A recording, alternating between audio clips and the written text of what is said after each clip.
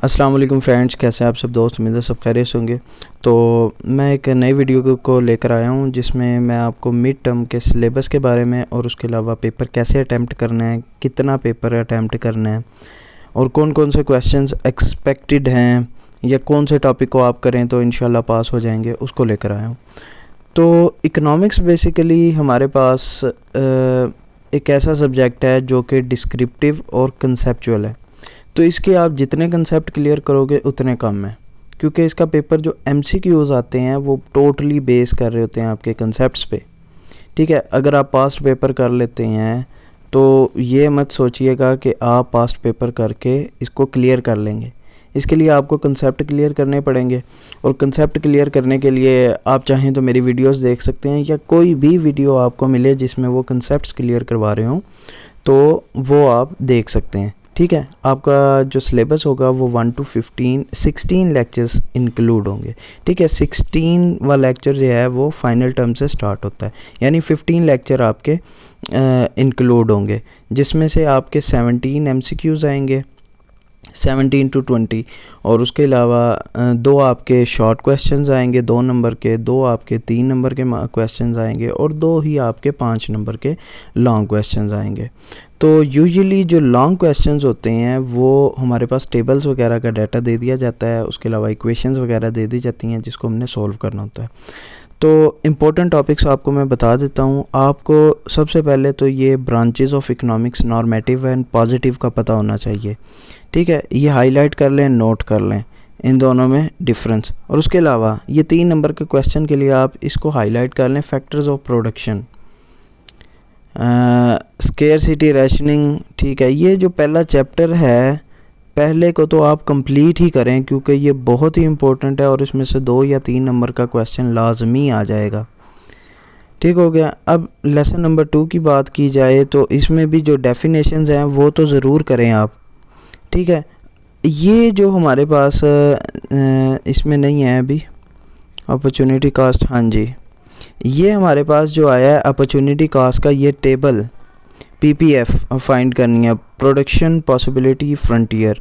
ठीक है, तो ये टेबल आया है, इसको बहुत अच्छे से देख लें क्योंकि 5 नंबर के क्वेश्चन में ऐसे ही कोई टेबल आएगा।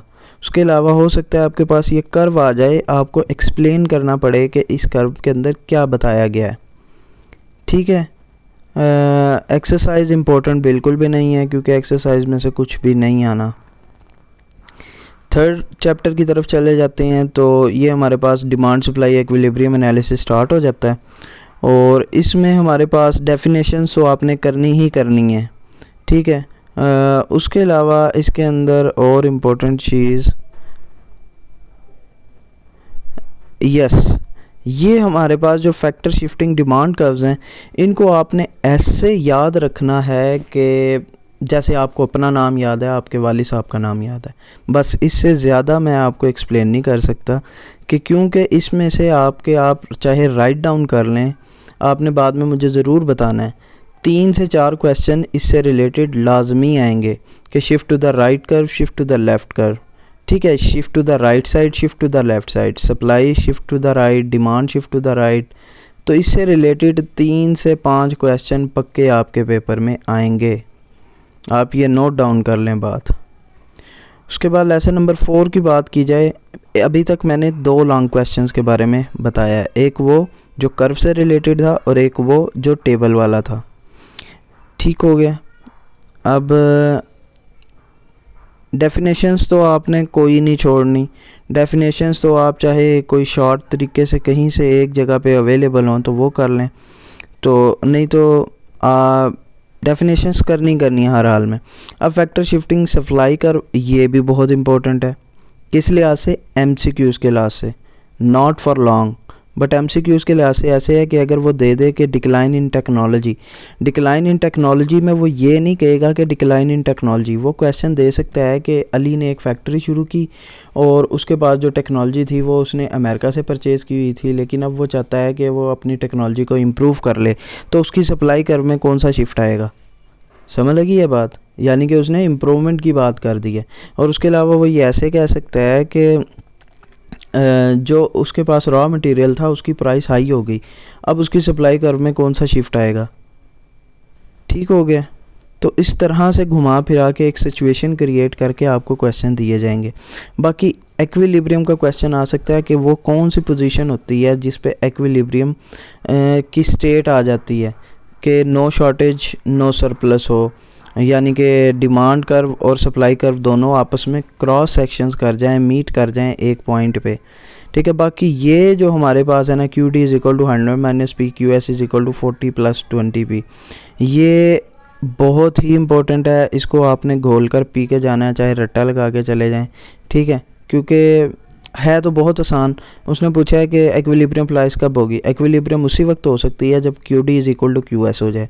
तो दोनों को इक्वेट कर लेंगे, प्राइस हमारे पास आ जाएगी, वो एक्विलिब्रियम प्राइस होगी। प्राइस को किसी एक इक्वेशन में पुट कर देंगे हम, तो हमारे पास एक्विलिब्रियम क्वांटिटी आ जाएगी।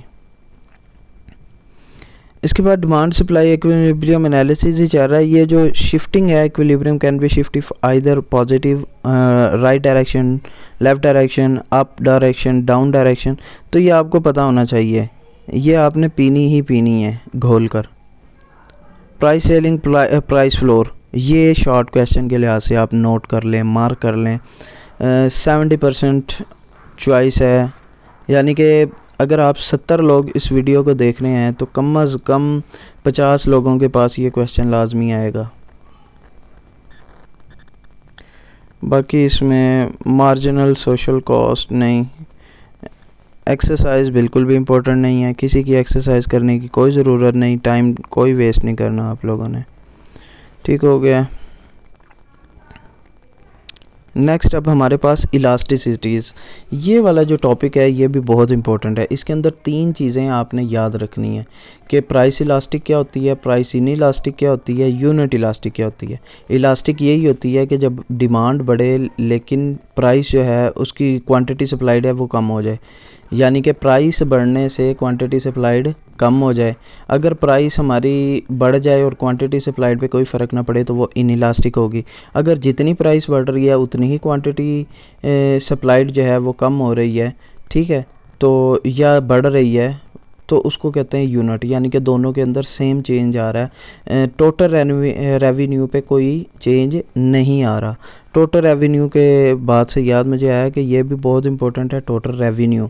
तो इसके मुतालिक लॉन्ग क्वेश्चन लाजमी आ सकता है। अगर 70 लोग आप सुन रहे हैं वीडियो तो कम अज़ कम 10 लोगों के पास ये लॉन्ग क्वेश्चन आएगा। टोटल रेवेन्यू आपने फाइंड करना होगा, ख्वाह वो टेबल के अंदर हो जाए, ख्वाह वो कोई एक हमारे पास एक इक्वेशन की फॉर्म में हो जाए। ठीक है। अब इलास्टिसिटीज़ में ये याद रखने का क्या तरीका है कि हम price elasticity of demand, price elasticity of supply, income elasticity को कैसे याद रखें, इनके फार्मूले। तो इसके लिए आसान एक कुलिया है, वो ये है कि प्राइस पहले क्या आ रहा है, प्राइस जो पहले आ रहा है वो नाम नीचे चला जाएगा। लास्ट में डिमांड आ रहा है तो demand percentage change in quantity demanded divided by price. ये देखें, price elasticity of supply, supply ऊपर चला गया और प्राइस नीचे आ गया। इसी तरह income elasticity of demand, demand ऊपर गई और इनकम नीचे आ गई। क्रॉस प्राइस, यानी कि जो प्राइस है वो नीचे आएगी गुड बी की, और इलास्टिसिटी ऑफ डिमांड ए की ऊपर जाएगी डिमांड। ठीक हो गया। तो इसको ये याद रखने का तरीका है हमारे पास। बाकी ये जो इक्वेशन से रिलेटेड जितने भी हैं, ये टेबल ये बहुत ही इम्पोर्टेंट टेबल है। ठीक है, इसको आपने बहुत अच्छे से करना है और ये इक्वेशन भी बहुत अच्छे से करनी है। आप नोट डाउन कर लें, 6th chapter is most important chapter for आपके लॉन्ग क्वेश्चन। और ये टोटल रेवेन्यू वाला टेबल भी बहुत आसान है। टोटल रेवेन्यू होता क्या है, प्राइस इनटू क्वांटिटी। प्राइस को क्वांटिटी से मल्टीप्लाई कर दें तो हमारा टोटल रेवेन्यू निकल आता है। ठीक हो गया। इसके बाद आपने कोई चीज़ नहीं छोड़नी, क्या डेफिनेशन से कोई नहीं छोड़नी आपने। Income elasticity of demand, short run long run, at least 50% peoples will get this question कि शॉर्ट रन और लॉन्ग रन में डिफरेंस बताएं। या इस तरह का क्वेश्चन आ सकता है कि लॉन्ग रन आपका जो है उसमें क्वांटिटी सप्लाइड किस तरह चेंज होती है, या लॉन्ग रन में इलास्टिसिटी कैसे तब्दील होती है। लॉन्ग रन में इलास्टिक डिमांड होती है या इन इलास्टिक, शॉर्ट रन में इलास्टिक होती है या इन इलास्टिक। ये मैंने डिफरेंट क्वेश्चंस बता दिए हैं जो इनसे रिलेटेड आएंगे और लाजमी आएंगे। अच्छा, ये 3 रूल्स को आपने पी लेना है। मैंने दूसरी चीज़ बता रहा हूँ जिसको आपने पीना है। क्यों? इसमें से भी 2 से 3 एमसीक्यूज पक्के आ जाएंगे, यानी कि 3 से 5 उसमें से आ जाएंगे, 2 से 3, यानी आपके ऑलमोस्ट 30 to 40% एमसीक्यूज बेस करेंगे इन 2 चीज़ों पर। एक वो वाला जो मैंने आपको बताया टेबल, और एक ये एक्सरसाइज बिल्कुल भी इम्पोर्टेंट नहीं है। नेक्स्ट अब हम स्टार्ट करते हैं कंज्यूमर बिहेवियर। कंज्यूमर बिहेवियर्स के अंदर से हमारे पास जो आ सकती है मार्जिनल यूटिलिटी, टोटल यूटिलिटी, इनका जो टेबल होगा ना, वो टेबल आपने लाजमी करना है। कहीं पे भी टेबल आपको नज़र आ जाए, इस कर्व को वो एक्सप्लेनेशन का कह देते हैं, इस कर्व को एक्सप्लेन करो, तो आपको एक्सप्लेन करना आना चाहिए कि मार्जिनल यूटिलिटी जैसे जैसे टोटल यूटिलिटी बढ़ती है मार्जिनल यूटिलिटी बढ़ जाती है।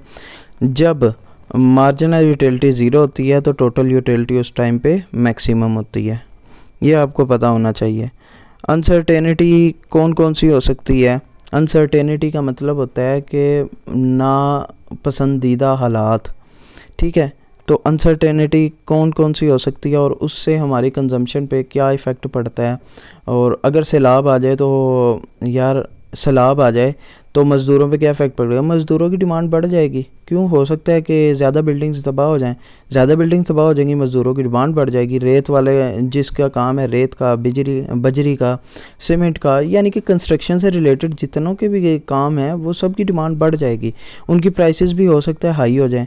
तो अनसर्टेनिटी डिपेंड कर रही होती है, ठीक है। और इसके अंदर रिस्क भी इन्वॉल्व हो सकता है कि आपने कोई चीज़ कोई दुकान लगाई है किसी ऐसी जगह पे, लेकिन वहाँ पे आपको उसका रिस्क फैक्टर ये है कि आपकी दुकान उस वक्त चलेगी जब बारिश आएगी, यानी कि आपने कोई ऐसी छतरी वगैरह आप बेच रहे हैं, तो सर्दियों में जब बारिश आएगी तो बिकेगी आपकी।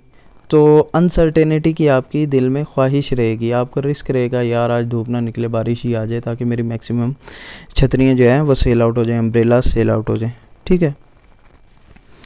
तो 3 टाइप के लोग होते हैं रिस्क वाले, रिस्क लेने वाले। एक तो होते हैं रिस्क न्यूट्रल, एक होते हैं एवरेज, और एक होते हैं लविंग। जो कि न्यूट्रल होते हैं वो हमेशा रिस्क नहीं लेते, वो देखते हैं 50% प्रॉफिट 50% नुकसान। उसको अगर फेस हो रहा है तो वो रिस्क नहीं लेते, वो 100% प्रॉफिट पे ही जाते हैं, बस वो 0% रिस्क लेते हैं। उसके अलावा अवर्स रिस्क वाले क्या करते हैं कि वो अगर उनको 1 से कम में कोई चीज़ ख़रीदने की कोशिश, यार मैं एक्सप्लेन कर रहा हूँ, मेरे लेक्चर्स अवेलेबल हैं वहाँ पे देख सकते हो। हमारी वीडियो लंबी हो रही है, ठीक है। तो इसकी डेफिनेशंस को और ये चीज़ जो मैं अब समझा रहा था, ये आप मेरी वीडियोस देख के आपने ये बहुत अच्छे से याद रख लेना है, ठीक है। रिस्क हैजिंग क्या होती है, ये सारी चीज़ें। इनडिफरेंस कर्व अप्रोच जो है, ऑर्डिनल अप्रोच, ये बहुत इंपॉर्टेंट है। लॉन्ग क्वेश्चंस के हिसाब से आपने ये सारी कर्व्स और इनकी जितनी भी हमारे पास हैं क्या कहते हैं कर्व्स की एक्सप्लेनेशन, ये सारी आपने कर लेनी है। इसकी लिमिटेशंस बहुत इंपॉर्टेंट है, पेपर में आ जाएगी, ठीक है। एक्सरसाइज बिल्कुल भी इम्पोर्टेंट नहीं है। डेफिनेशंस तो कोई आपने छोड़नी नहीं है, इसमें लॉन्ग क्वेश्चन के हिसाब से कोई क्वेश्चन सच एज बन नहीं रहा है।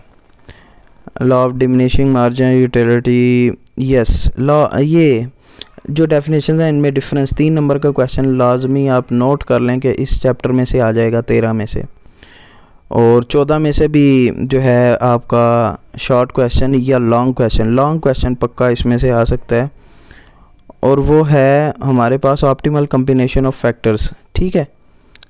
ये हमारे पास लाजमी आ सकता है। आइसोक्वांट, ये भी बहुत इंपॉर्टेंट है। कर्व दे देंगे और पूछेंगे कि ये कौन सी कर्व है, ठीक है, 2 नंबर का क्वेश्चन आ सकता है। बजट लाइन क्या होती है, बजट लाइन को कैसे ड्रा किया जाता है, आइसोक्वांट और बजट लाइन में क्या डिफरेंस है, ठीक है। Optimal combination of factors, sunk cost जो है 2 नंबर का question, almost 30% peoples will get this question, sunk cost. बस इसके अंदर से डेफिनेशंस हैं, और लॉन्ग क्वेश्चंस के एतबार से भी ये बहुत इंपॉर्टेंट है, क्योंकि इसके अंदर टोटल कॉस्ट या टीवीसी को ये कॉलम खाली छोड़ के आपको जो है ना ये वाला टेबल दे सकते हैं वो। ये आखिरी चैप्टर आपने लाजमी करना है, क्योंकि इसमें से आपका हो सकता है 20% पेपर बने, क्योंकि ये अपने एतबार से अलग ही चैप्टर है। बल्कि 16 चैप्टर को आपका इंक्लूड है ही नहीं, तो आपका चैप्टर ही 15 तक हैं। तो आपने ये संग कॉस्ट तक ही देखना है और संग कॉस्ट को लाजमी देखना है। लॉन्ग क्वेश्चन के अतबार से आपके जो चैप्टर्स इम्पोर्टेंट हैं वो है chapter number 3, 4, 6 and chapter number 13, 14, 15। ये चैप्टर्स इम्पोर्टेंट है, आपने इनको अच्छे से करना है। सो इजाज़त दीजिएगा और पेपर के बारे में ज़रूर बताइएगा। अल्लाह हाफिज़।